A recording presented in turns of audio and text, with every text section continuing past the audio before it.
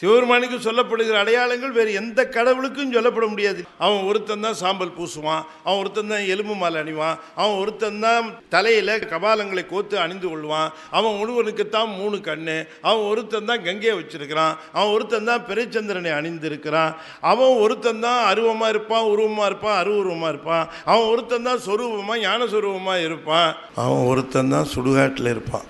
வேற எந்த சாமியாவது அந்த ஏரியா பக்கம் போகுமா? சாமி சுடுகாட்டில் இருக்காருங்கிறீங்களா, நாங்கள் எங்கே போய் பார்க்குறது?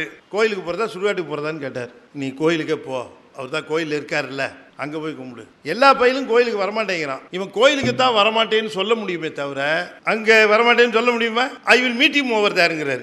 நமக்கே வம்பு, நம்ம இங்கேயே போய் பார்த்துருவோம். பெருமான் இந்த எலும்பு அணிந்து கொண்டு மேலே சாம்பல் பூசி இருப்பான், எலும்பு மாலைகளை அணிந்து கொண்டு இருக்கிறார். எவ்வளவு பெரிய ஆளா இருந்தாலும் சரி, கடைசியில் ஒரு நாள் எறும்பாக வேண்டியதானே. யாராக இருந்தாலும் ஒடுக்கம் உண்டு. ஒடுக்கம் இல்லாத ஒருத்தன் சிவபெருமான் ஒருத்தன் தான். அதை காட்டும் அடையாளமாகத்தான் எலும்பை அணிந்து கொண்டு இருக்கிறான். எல்லாரும் ஒரு நாள் இப்படித்தான் ஆகணும். எலும்பும் சாம்பலும்.